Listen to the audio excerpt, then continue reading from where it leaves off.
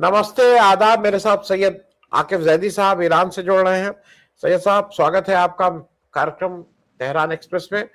Trump चीन पहुंचे हुए हैं और एक चीज तो मानना होगा कि चीन, जिसको कहें कि वो बोलता नहीं है, लेकिन अपनी सुप्रीमेसी को, अपने अपने अपने कंट्री के वेट को वो अपने ढंग से हैंडल करता है।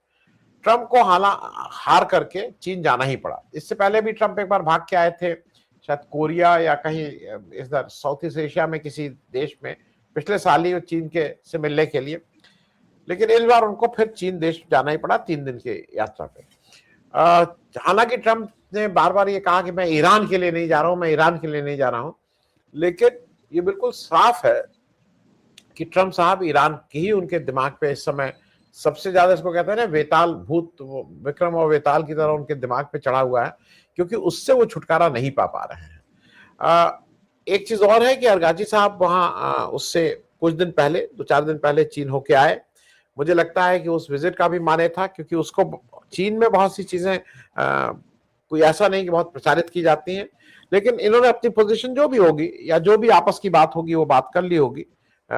इसको, इस तरह की चीजों को बाहर सार्वजनिक नहीं भी किया जाता है। लेकिन ट्रंप अमेरिका के तरफ से गए हैं। उनका, वो कहते हैं मेरे लिए तो ट्रेड डील ही सबसे, ठीक बात है, ट्रेड डील है, लेकिन हम सबकी नजर चीन के मतलब इस दौरे के बाद चीन अमेरिका को क्या देता है, क्या नहीं देता है, क्या हाँ कहता है, क्या ना कहता है, उस पर भी रहेगी। और खास करके ये जंग क्या रोकने में ये वाला जो उनकी ट्रिप है ये सहायक होगी या मामला वैसे ही रहेगा। सैयद, अगर आपका सैयद साहब कोई इस तरह की जानकारी हो इस बारे में तो जरा उस पर बताएं। जी हाँ, बिस्मिल्लाहिर्रहमानिर्रहीम। जी, ट्रंप साहब का इस वक्त जाना चीन बहुत महत्व रखता है और कहीं ना कहीं इसका ईरान से भी एक रिश्ता और ताल्लुक़ है इस सफ़र का। आपके दर्शकों को ये याद होगा कि ये सफ़र दर हकीकत मार्च के महीने में होना था और फिर मार्च के महीने में अचानक ये खबर आई कि इसको अब पोस्टपोन किया जा रहा है और मई में होगा, और अब वो मई के वो दिन आ गए हैं और वो इस वक्त बीजिंग में है। दरअसल हुआ क्या? हुआ ये था कि मार्च में जब ये जाने वाले थे, वो ये सोच के जा रहे थे कि चंद महीने पहले मेरी एक जेब में मैंने वेनेज़ुएला और उसका तेल तो रख लिया है। अब मैं मार्च में जब चीन जाऊँगा तो मेरी दूसरी जेब में ईरान और उसका तेल भी होगा जब तक, क्योंकि 28 फरवरी को उन्हीं ने ये नाजायज़ हमला और जंग शुरू की थी। और मैं फिर बड़ा अकड़ के जाऊँगा चीन, और फिर चीन से एकदम आँखों में आँखें मिला के बात करूँगा, क्योंकि चीन की आखिर एक ज़रूरत है। चीन के पास तेल का खुद अपना उत्पादन नहीं है या ना के बराबर है और उसकी आवश्यकता बहुत है। तो दूसरे देशों से, वेनेज़ुएला से, चाइना से, माफ़ी चाहता हूँ, वेनेज़ुएला से, ईरान से और भी देशों से वो इम्पोर्ट करता रहता है। तो ये 2 बड़े जो उसके तेल के सोर्स है, वेनेज़ुएला और ईरान, मेरे जेब में होंगे और फिर मैं एक सख्त लहजे में बात करूँगा चीन से। ये उनका ख्वाब था, ये उनका मंसूबा और प्लान था, लेकिन ये चकनाचूर हो गया। इसको टाला गया कि मई के महीने तक टालेंगे तो शायद तब तक पोज़ीशन जो है वो अमेरिका के नियंत्रण में आ जाएगी। लेकिन मई का महीना भी आ गया और हालात और भी ज़्यादा अमेरिका के शासन के लिए और ज़्यादा बुरे हो गए। तो ये एक मजबूरी के तहत ये जा रहे हैं। कई लोगों का ये मानना है कि अगर उनके लिए मुमकिन होता ट्रंप के लिए कि वो किसी तरह इसको और पोस्टपोन कर देते या कैंसल कर देते, कोई अगर ऐसा तरीका मुमकिन होता तो शायद वो उस रास्ते को इख्तियार करते, लेकिन शायद ये उनको यही सलाह दी गई कि अब दोबारा इसको बढ़ाना या कैंसल करना, ये बहुत बेइज्जती और बदनामी का बायस बनेगा। तो वो आखिर वहाँ पहुँच गए। इस सफ़र के दौरान क्या ईरान के बारे में बातचीत होगी, क्योंकि हमारा विषय, ज़ाहिर-सी बात है दूसरे विषय पर भी उनकी बातचीत होगी, लेकिन क्या ईरान पर भी बातचीत होगी? हाँ, यकीनन होगी, ईरान पर बातचीत होगी। क्या वो ट्रंप चाहेंगे कि चीन उनकी कोई मदद करे किसी तरह से अपना मकसद और लक्ष्य हासिल करने के लिए ईरान को लेकर? यकीनन ट्रंप तो कोशिश करेंगे, लेकिन सबका ज़्यादातर अनुमान है कि कोई ख़ास इसमें कामयाबी मिलेगी नहीं, क्योंकि जो मौजूदा स्थिति है यहाँ पर हॉर्मोज़ को लेकर, ईरान को लेकर, ये तो ईरान के अलावा चीन के भी फ़ायदे में है। तो चीन तो अपना फ़ायदा देखेगा, और चीन क्यों चाहेगा कि वो स्थिति जो उसके फ़ायदे में है और फ़ायदे की तरफ ही और ज़्यादा फ़ायदे की ही बनती जा रही है, उसको क्यों वो उस स्थिति को बिगाड़े। और 1-2 और निशानियाँ जो इस ताल्लुक से हैं, जैसे आपने कहा, अब्बास अराग़ची साहब अभी 2 हफ़्ते पहले, या 2 हफ़्ते भी नहीं, उससे भी कम, 1 सवा हफ़्ता हुआ है कि वो चाइना में थे और उस सफर से जब वो लौटे हैं तो उन्हीं ने ईरान के मीडिया में जो स्टेटमेंट दिया है वो बहुत ही पॉजिटिव, बहुत ही उम्मीद का स्टेटमेंट, और यही के आगे संबंध ईरान और चीन के अब और ज्यादा मजबूत होंगे, यही स्टेटमेंट उन्हीं ने दिया है। दूसरी बात, आपने जैसे अभी अपने इंट्रोडक्शन में कहा और सही कहा कि चीन का ये स्टाइल नहीं है कि वो बातें ज़्यादा करे, वो अपना काम करता है। ये आपका अंदाज़ा सही है। लेकिन अभी इधर 1 हफ्ते में हमने देखा कि चीन ने इसके बरखिलाफ कुछ बात भी की, कि जो दिखा रहा है कि चीन कितना सीरियस है इस मैटर में। वो क्या है कि जैसे अमेरिका का स्टाइल और अंदाज़ है कि अगर फलाँ कंपनी ने ईरान से कुछ भी खरीदा, कुछ भी बेचा, तो हम उस कंपनी पर सैंक्शन लगा देंगे, उस आदमी पर सैंक्शन लगा देंगे, वगैरह-वगैरह। तो 5 चाइनीज़ रिफाइनरीज़, ऑयल रिफाइनरीज़ का नाम वॉशिंगटन से ये नाम दिए गए कि भाई इन 5 कंपनीज़ पर सैंक्शन लगने, ये ईरान का तेल अगर खरीदेंगे। आम अब तक क्या होता था, ये जो भी रिफाइनरीज़ होती थी, वो ईरान का तेल खरीदती थी, इग्नोर करती थी अमेरिका के बयान को। लेकिन इस बार इग्नोर नहीं किया गया, बल्कि चाइनीज़ गवर्नमेंट ने पब्लिक में एक स्टेटमेंट दिया, और उस स्टेटमेंट में इन पाँचों रिफाइनरीज़ से कहा कि आपकी ज़िम्मेदारी है कि अमेरिका की इन बातों की कोई परवाह नहीं करें, और आप अपना काम करें और तेहरान से, ईरान से तेल को खरीदें। ये वो काम जो पहले वो बगैर बोले हुए करते ही थे, इस बार उन्हीं ने ऐलान करके किया, और ये खुद भी सियासत की दुनिया में और डिप्लोमेसी और कूटनीति की दुनिया में ये चीज़ें अहमियत रखती हैं। तो बहरहाल देखिए जी। क्या होता है, ज़्यादातर अंदाज़ा यही लगाया जा रहा है कि ट्रम्प का सफ़र उनके लिए कोई ख़ास फ़ायदे का सबब नहीं बनेगा। देखिए कि क्या होता है, अभी तो 2 दिन और बाकी हैं इस सफ़र के पूरे होने में। जी, मैं सही साहब, एक और इम्पोर्टेंट चीज हो रही है।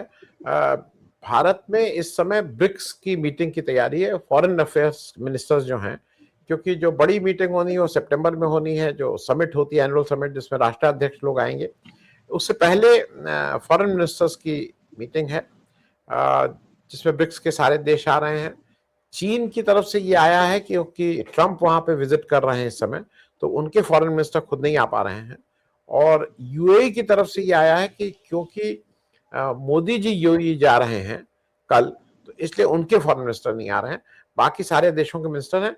और इसमें एक अहम, अब्बास अरगाची साहब भी हिंदुस्तान पहुंच गए हैं, और ये बहुत अहम है उनकी ये विजिट, क्योंकि मैं ये भी देख रहा हूं कि अरगाची साहब जब से जंग में सीज फायर हुआ है, वो ओवर ड्राइव में है, वो सारे देशों की यात्राएं कर रहे हैं, लोगों से मिल रहे हैं, अपने अपना पक्ष रख रहे हैं, अपनी बात रख रहे हैं, जो भी लोगों के मन में किसी भी राष्ट्र के जो भी डाउट होंगे उसको क्लियर कर रहे हैं।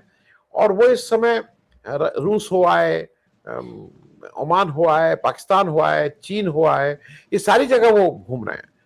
तो भारत में जो उनकी विजिट है उसको ईरान में आप लोग किस तरह से देख रहे हैं? और ब्रिक्स अपने में ही, ब्रिक्स से क्या कोई कॉमन संदेश जाएगा या कोई कॉमन डिक्लेरेशन होगा?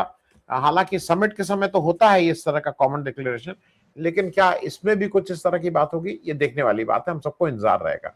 इस पे सैयद साहब आपकी एक टिप्पणी। जी हाँ, आपने सही फरमाया कि आराग़ची साहब आजकल बहुत सफ़र कर रहे हैं जब से ये सो कॉल्ड सीज़फायर शुरू हुआ है, और उसकी वजह ये है कि ईरान, जब से ये लड़ाई ख़त्म हुई है, 1 महीने से ज़्यादा हो गया है, 8 अप्रैल से जब ये रुका है सिलसिला लड़ाई का बराह रास्त, तो ईरान इसको एक मौका और अवसर के तौर पर देख रहा है कि जो नया वर्ल्ड ऑर्डर उभर रहा है, जिसके अंदर ईरान का बहुत अहम किरदार है और भी होता ही जाएगा ज़्यादा अहम किरदार, उस वर्ल्ड ऑर्डर, उस आलमी मंज़रनामे और निज़ाम को स्टेबलाइज़ करने और उसको जल्द से जल्द उसको स्थिरता अता करने के लिए वो भाग-दौड़ कर रहे हैं डिप्लोमैटिक तौर पर।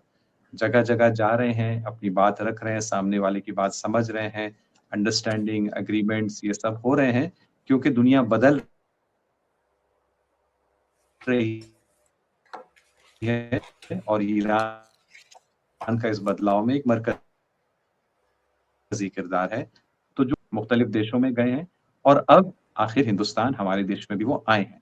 तो इसके लिए जो ब्रिक्स मीटिंग में जो बातें की जाएँगी वो अपनी जगह तो महत्वपूर्ण हैं, लेकिन उसके अलावा जो उनके अलग से मीटिंग्स होंगी इंडिया के एक्सटर्नल अफेयर्स मिनिस्टर से या इंडिया के दूसरे जो ऑफिशियल से, जो सामने पब्लिक में नहीं आएँगी वो बातें, वो मेरे ख़्याल से ज़्यादा महत्वपूर्ण होंगी कि ये सेटिंग किस तरह से होती जा रही है। क्योंकि ईरान नया ऑर्डर बना रहा है, ऑर्डर पहले से ही बन रहा था और तेज़ी से बन रहा है, और ईरान उसमें अपनी जगह बनाता जा रहा है। मैं उसकी एक बहुत अहम मिसाल जो ये ब्रिक, मैं अभी पलटूंगा ब्रिक्स की तरफ, लेकिन याद आए तो एक मिसाल दे दूं।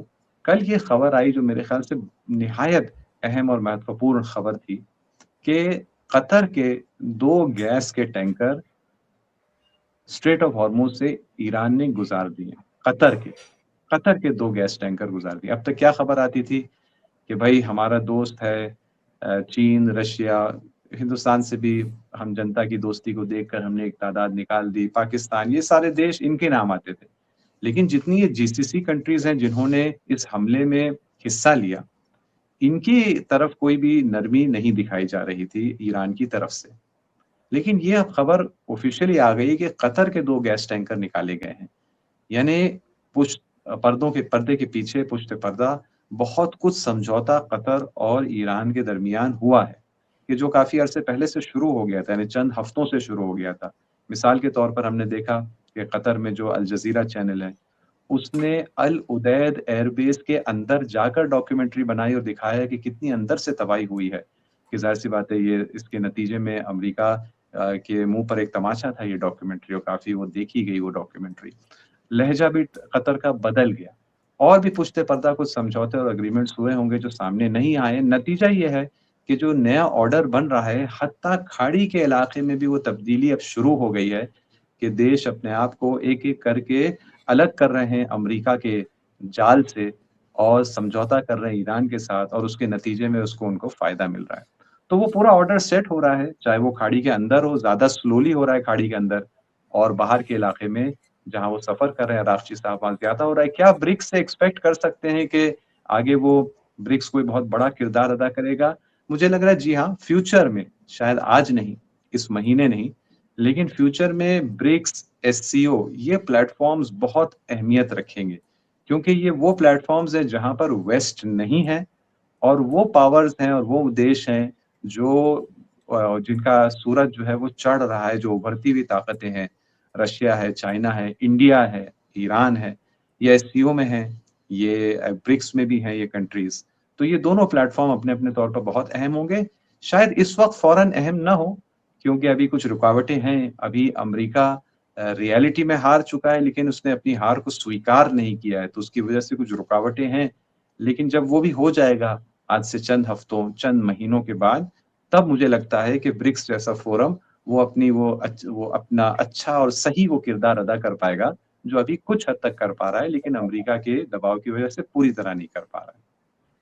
जी, मैं सैयद साहब एक खत्म करने से पहले एक चीज पूछ लूं। आज मेरे पास मेरे कोई पुराने बहुत जानने वाले आए थे, मेरे बड़े भाई के क्लास फेलो, वो मर्चेंट नेवी में रहे थे, और मैं इसलिए इस बात को कह रहा हूँ, वो कहते थे वो 75 76 उस समय सेल करते थे बसरा, बंदर अब्बास, उस समय भी सेल करते थे, फिर वो 2000 तक सेल किए। और उनका कहना था कि जितने खूबसूरत जगह उन्होंने बसरा, खास करके इराक के लिए कहा, उनका बसरा इतना सुंदर था, और बसरा को बर्बाद होते हुए मैंने अपनी आंखों के सामने देखा है। मैं इस पे जरा, क्योंकि जहां जहां अमेरिका गया है, वो शायद खूबसूरती एक यूएई की एक तड़क भड़क हो सकती है, वो एक शायद मॉल आ सकते हैं, बड़ी सड़कें बन सकती हैं, लेकिन जो खूबसूरती उस शहर की होती है वो शायद खत्म होती है। और खास करके जो पुराने, बसरा बहुत पुराना शहर है, मतलब बहुत अब्बास पुराना पुराना है। पोर्ट है शहर। इन पे एक मैं बहुत छोटी टिप्पणी चाहूंगा कि इस तरह के जो पुराने शहर हैं, जिनके साथ एक हजारों साल का इतिहास है उनके साथ, वहां जहां जहां अमेरिका गया है, उसने वहां वहां उसका उसका उसके ऐसी तैसी उस शहर की है। मैं जरा इस पे एक छोटी टिप्पणी चाहूंगा। आनंद जी, वास्तव में अगर देखा जाए तो इंसानियत की जो इतिहास है उसके अंदर कुछ देश, कुछ खित्ते, कुछ शहर, ये हमेशा से अहम रहे हैं।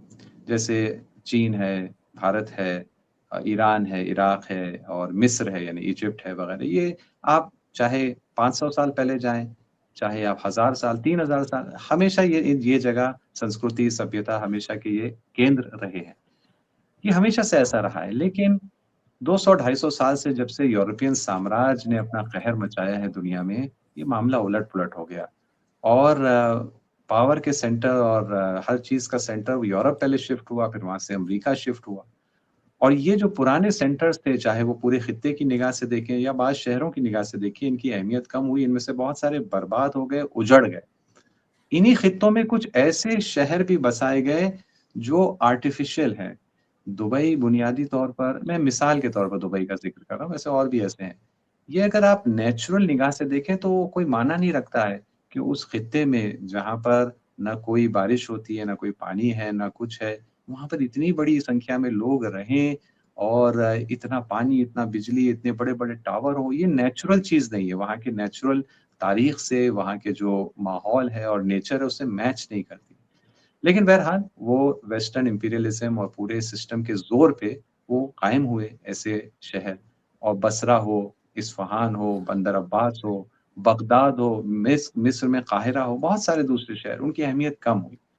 लेकिन मुझे लग रहा है अब हम लोग उस दौर में आ गए हैं कि ये जो डिस्टर्बेंस हुआ है 200-250 साल में, ये डिस्टर्बेंस अब खत्म होना शुरू हो रहा है, और शायद आज से 30, 40, 50 साल बाद, 100 साल बाद दोबारा एक नेचुरल हालत पूरी दुनिया में कायम हो जाएगी कि वो खित्ते, वो इलाके जो अपनी तारीख, संस्कृति, सभ्यता, हत्ता अपनी ज्योग्राफी, आबो-हवा, हर एतबार से उनके लिए नेचुरल है कि वो मरकज़ हों दुनिया में हर चीज़ के, वो दोबारा अपनी मरकज़ियत और अपनी वो केंद्रित जो उनकी हैसियत है, उसको दोबारा प्राप्त कर रहे हैं, और इसी में हम बसरा हो, बंदर अब्बास हो या दूसरे बहुत सारे पुराने शहर हैं, दोबारा इनमें खुशहाली और बहाली हम देखेंगे। अगर हम और आप अपनी ज़िंदगी में नहीं देखेंगे तो आइंदा नस्ल इसको ज़रूर देखेगी। जी, बहुत-बहुत शुक्रिया सैयद साहब बातचीत करने के लिए, और उम्मीद है कि कल जब ट्रंप निकलें तो वहाँ कुछ डिक्लेरेशन वहाँ से होता है या उसके बाद कुछ चीज़ होता है, क्योंकि मुझे एक चीज़ है कि चीन इनको दो टूक समझा के भेजेगा कि जो तुम कर रहे हो वो दुनिया के लिए तो नुकसानदेही है, तुम्हारे लिए भी नुकसानदेह है। देखिए इनको बेशक, कुछ समझ में आता है कि नहीं आता है, ये तो देखिए इसके बाद ही बेशक। पता लगेगा। बहुत-बहुत शुक्रिया बातचीत करने के लिए। Thank you. बहुत-बहुत शुक्रिया, बहुत-बहुत शुक्रिया। Thank you.